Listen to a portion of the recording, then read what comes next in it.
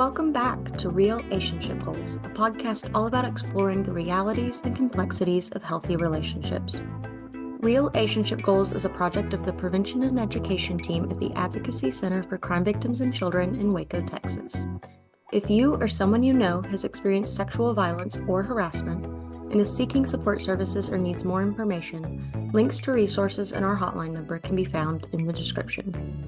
The views expressed in this podcast are those of the hosts and guests and do not necessarily reflect those of their organizations or affiliates.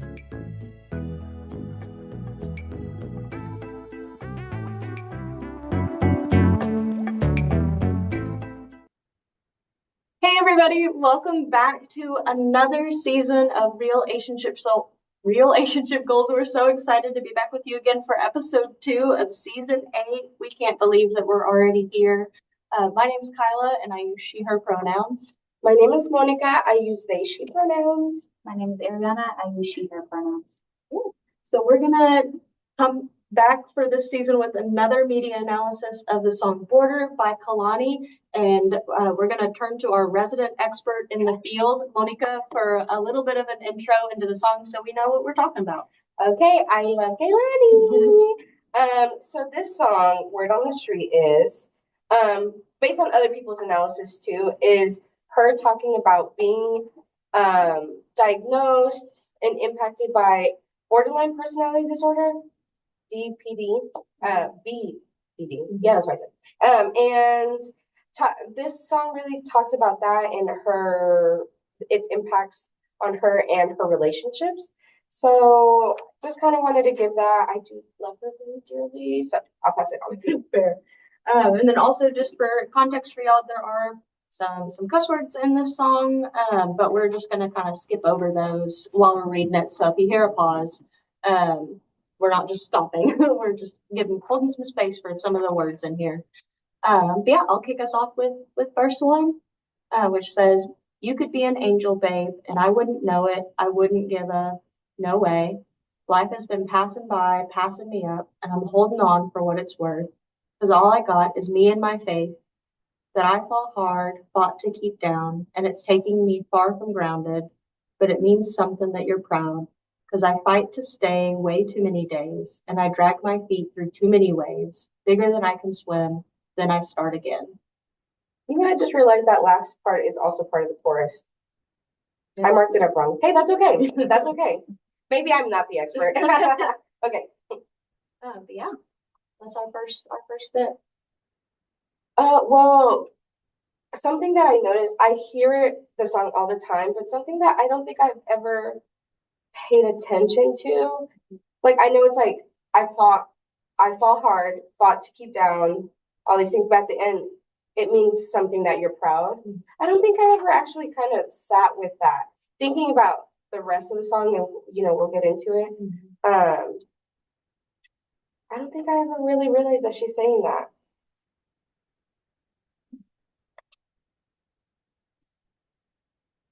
Okay, I think, and we'll probably get into this more as the song goes on, but it definitely feels like, I was gonna say like an intro to the rest of the song, duh. Right. But the introduction to a larger conversation that the song has about mental health, and I feel like it's so important for mental health to be discussed in mainstream media, and I think that even just this verse is kind of beginning to allude to some of like her personal battles, like from her diagnosis and with her mental illness. So I think that's really interesting. And going even kind of adding on to that, talking about life has been passing by, passing me up, and talking about that overwhelming feeling, and then saying you could be an angel, but I wouldn't even know it. Yeah, type of thing, because like that lived experience, like as a person with lived experience, not with this specific disorder, but it's like it takes up so much space in your mind that I think sometimes like you're just in the flow of things, whether it's survival or just maybe I know some people feel go through dissociation, where it's just like they're trying so hard to connect with themselves that they're not able to connect with others. Yeah. And so I think that also speaks to it. And also it's an intro. I feel like intros are the hook, you know what I'm saying? Of course it is. But also is like we're dipping our toes in. We don't have too much yet, but Yeah, I was also thinking with the passing me up too, and just with the you could be an angel. It also makes me think because you were saying like sometimes because folks are so busy struggling to connect with themselves, they can't connect with others. And I think because mental health is so stigmatized that people also like to demonize people with mental illness, and also sometimes because there is special challenges and difficulties in relationships where mental illness is present, that there are a lot of people that aren't willing to make that effort to make that connection too. hey, that brings me to the next Perfect. verse. Did you have anything to add before? No. Okay. Well, the next verse goes into that. It talks about oh well, hold on. Before I do that, let me get into the chorus. Yeah. So that one part, because I'll read that part again because that is part of the chorus. Because I fight to stay away too many days and drag my feet through too many waves, bigger than I can swim, then I start again. Let's leave California. Maybe I need to cross the border, away from my demons and disorders.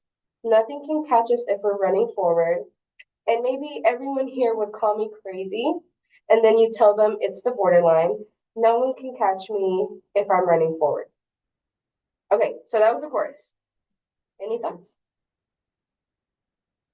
Because what you were alluding to a minute ago, I was thinking about the verse after this, so forgive me. I think it just kind of alludes to like the people that do struggle with mental illness and like specifically to her and her personal struggles, how with the cycle starting all over again, she's trying so hard to find solutions to help her in the best way as possible. With like, let's leave California, and if someone asks about my demons or my disorder, you tell them it's borderline, and you know, you can't really. I feel like sometimes when it takes up so much space, people find solutions to not think about it as much. And so that's just her way of trying to just like it can't catch me if I'm trying to get away from it as much as possible and not necessarily address the issue all the time. Yeah, like the let's leave California. Maybe I need to cross the border away from my demons and disorders. Like I think about how sometimes it is the environment that you're in, but I think about like me sometimes like there was times where I would like try to physically get away from the environment, trying to run away from things, but it was like it's within me and it's following me. So it doesn't matter what environment I'm in. It's like I really need to address it, right? And so there's like two sides of it, right? I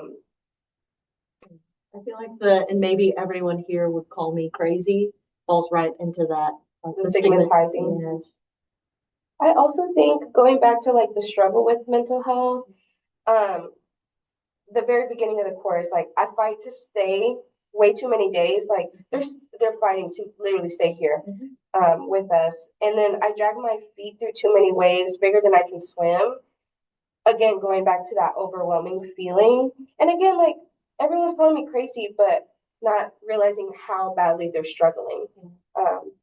So I also think with both the no one can catch me if I'm running forward and just some of the other bits, it also makes me think that so frequently whenever folks get a diagnosis, it feels devastating or it feels like a death sentence because there's such little support for folks and there's so much stigma that people with mental illness diagnoses are like othered so severely that it's like my life is ruined. Like I'm not who I thought I was. Like I'm not me anymore because of this. And that feels like there's also just some elements of that in this too. Of like I don't know. It feels like because it's so stigmatized. Whenever people then receive a diagnosis, it's okay. So I'm broken. And I think media also has a thing to play with that. I had a loved one who was, diagnosed with bipolar.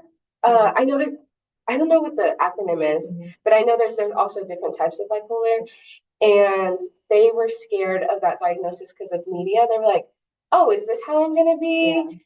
And I was like, friend, like, it doesn't have to be that way. Like, that is maybe not your story type of thing. Like, you don't have to see yourself entirely of that. You don't have to be scared. And it prevented them from. So, get ready for the next. It's me. It's me. Yeah. So I'm like, y'all ready? Yeah. Okay, so this is the one. This is the verse that sticks with me a lot. Okay, so all my exes want to see me in a padded room. But I think I need nature and a Valium. Valium. I can never say that. You saw past my outbursts and my attitudes, so I ain't mad at you. I still ain't mad at you. And if they lock me up, would you come visit? And if they make me stay, would you consider staying?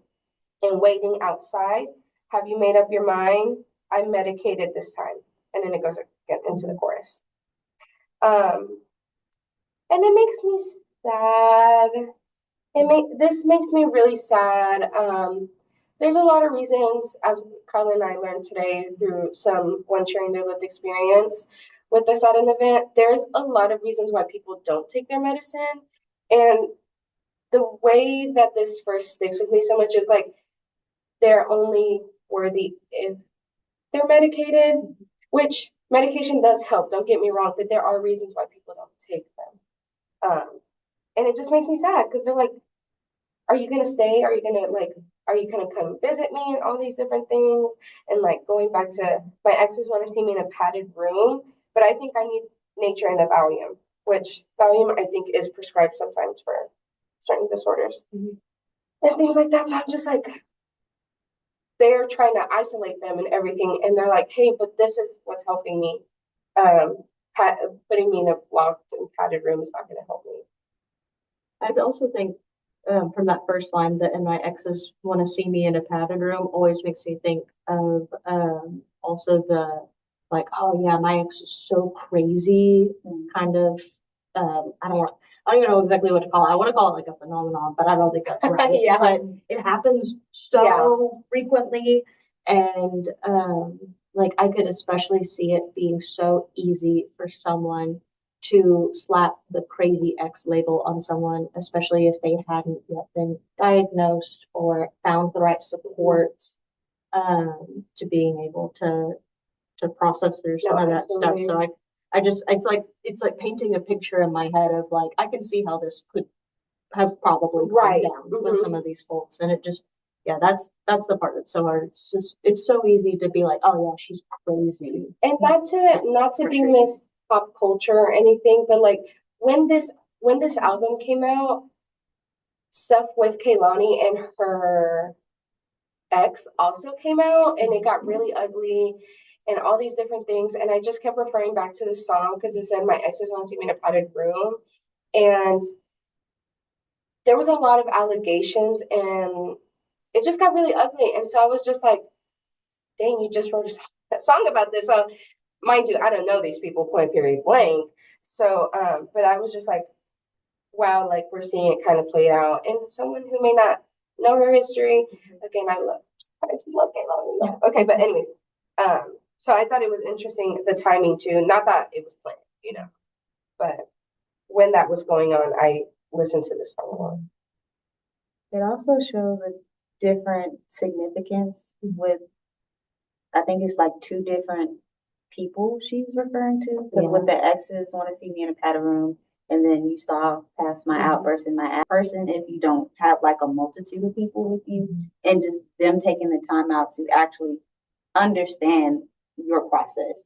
They might not understand everything or an everyday process and what that might look like for that person, but at least you're trying versus an ex just saying, oh, you just need to be locked up in a bedroom. Yeah. And it makes me dismissive. Yeah. Maybe this is just me, not to get on my soapbox, but like truly not to get on my soapbox. Okay, love medicine, you know what I'm saying? But sometimes that's not what a person wants. And I feel like that is also very valid. And so taking like a holistic approach to it too, I feel like that just opens it up to a whole nother thing. But going back to like having a support system, much love to my husband. I'll be shouting him out on the podcast. But like when we were really young and dating and I still didn't have my diagnosis, right? I would get super overwhelmed and really irritable. And I would get loud or do whatever. And then I'd literally go kind of like calm down in a corner somewhere. And then I'd come back and I'd be like, I'm so sorry. Like that was not you. You didn't irritate me. Like that was literally just me. And so now, literally, like if I'm at a family event and someone's like overwhelming me and I get a little irritable, Jeremiah will literally be like, she's talking loud, but she's not mad. She's just really overwhelmed. Like it's okay. And so he advocates for me. So like literally one time, me and my cousin were in a debate or whatever, and she was like, "You're being loud," which it has a little pop up, and we were having a good discussion, but she was truly trying to gaslight me of like, so she was trying to embarrass me and be like, "You're too loud. You're super emotional, blah, blah." And Jeremiah's like, "She's not emotional. She's just loud because like, she's a little overwhelmed. That's okay." And so he like vocalized it and was able to advocate for me. I was like, also like, you're not saying anything nasty. No, I'm not. I just am also very loud. So I'm just, so sometimes when we meet new people, he's always like, "Oh no, like that's just how she is. She's not being rude or abrasive or anything. She just has a loud voice." And so, yeah, having support that truly like knows you, or even like if I'm overwhelmed and it's me and him, and I'll be like, "Oh, I'm so sorry." He'd be like, "No, it's okay. Like I understand that wasn't like it was more saying more like what you were going through. It's not like you towards me. We're not beefing or anything like that." Yeah, it does not hold it against me. Perfectly said. Thank you so much. And then we have the last one. Oh, did you want me to explain a little bit? About the last one? Yeah. So towards the last, what Ariana's about to read off, it's after the end of the song, and Kehlani, it almost sounds like a recording of her ranting to someone or maybe to herself, just saying thoughts to herself. So it's part of the song, yes, but she's not singing it. So it's more a little bit more serious and kind of letting us into maybe a super vulnerable moment, because it sounds like in the moment, maybe it's just being recorded and all these things. Like I said, she's going through stuff with her ex. So I was like, was this evidence? Anyways, but go ahead. So the verse says, "I love to take care of myself, but you do not get to lie. Nobody understands me, bro. It's excruciating. It's excruciating. You do not get to turn the thing that saved my life. Don't make it up. I'm tired. I'm so tired. And saved me from myself and my explanation for what's been wrong with me my entire life. You do not get to turn that into something for you to use." Do not weaponize my diagnosis. Which, again, going back to media, I feel like it's so easy for people to weaponize it because a lot of people, I was a kid that was in the psychology thing, but in the section, right, in middle school, but not everyone did stuff like that. And so, like, even with the acronym BPD, people think it's bipolar disorder or borderline personality disorder. Like, it's different things. And so people get confused. They sound similar. And all these things, symptoms are different, triggers are different, all these things. So it's easy to weaponize to people who are not educated on it. Which feels like, especially and I'm going to say media, less so of like movies and TV shows and more of like with like news outlets, be it like newspapers. I'm also thinking of like Twitter, social media platforms. Yeah, social media platforms like Pop Craze and Pop Base and all these things. But I think about those names, how that version of media weaponizes diagnosis sometimes. And it's like, "Oh, look, see, they are crazy."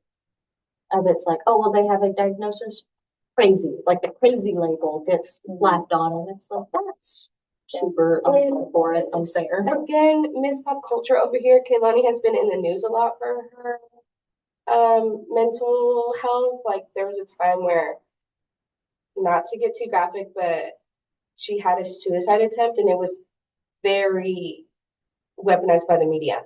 And so I'm just like, wow, like, and people keep adding to that so-called label of crazy, like, "Oh, you see you guys. And so like that was maybe I was like maybe in high school and all these different things, and it was like very out in the open. I was like, wow, they have been so vulnerable for so long and not by choice, like type of thing. So, but yes, one of my favorite songs. I also think just one final line that I want to highlight, and then we can do last ones if y'all have anything else as well. But the "you do not get to turn the thing that saved my life" also, because we've talked about how hard getting a diagnosis can be, but it can also be so helpful and clarifying of so many folks. It's like, I've been experiencing this and I don't understand it. Validating. Why am I like this? Why am I like this? And then suddenly it's like, oh, now there's something that I can point to and I can be like, this is why I'm having such a hard time. And it can also be one of the first steps to, now I can figure out what I need to support myself a little bit better. That's why I know people do not like labels, but I always tell people like a label, aka also my diagnosis, has really helped me, because I'm like, again, I can ask for specialized care, whatever that may be. It doesn't necessarily have to be super clinical. It could just be like, I'm more sensitive to whatever maybe sounds, so I know I need quieter spaces and things like that. So yeah. And it's like, just because one person doesn't like labels doesn't mean a label can't be helpful for someone else. It's just another one of those things where it's also deeply personal and intimate that we just can't make large sweeping statements about. Exactly. Yeah. Yeah. Any final thoughts?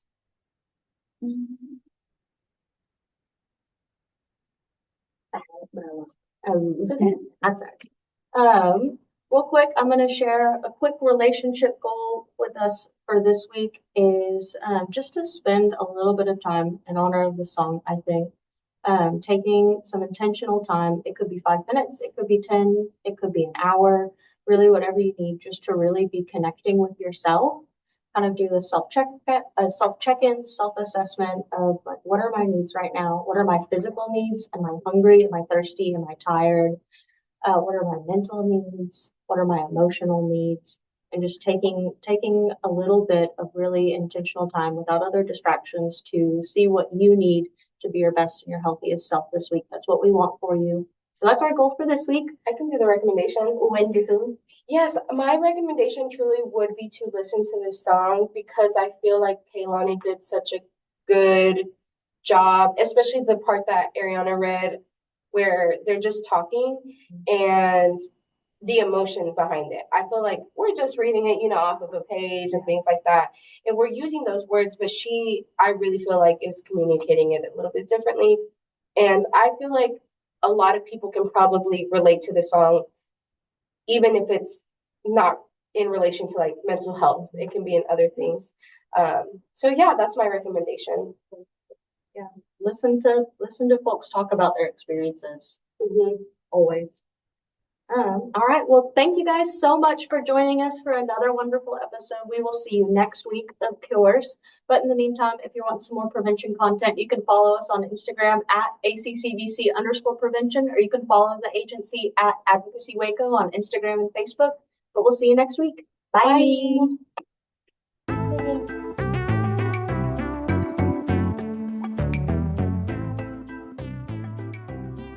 Thanks so much for tuning in to Real-ationship Goals. This episode was produced by the Prevention and Education Department of the Advocacy Center for Crime Victims and Children in Waco, Texas. Interested in more content from P&E or the Advocacy Center? You can follow us on Instagram at ACCVC_prevention or on Instagram and Facebook at Advocacy Waco. Be sure to like this episode and follow us wherever you get your podcasts. See you next time. Bye.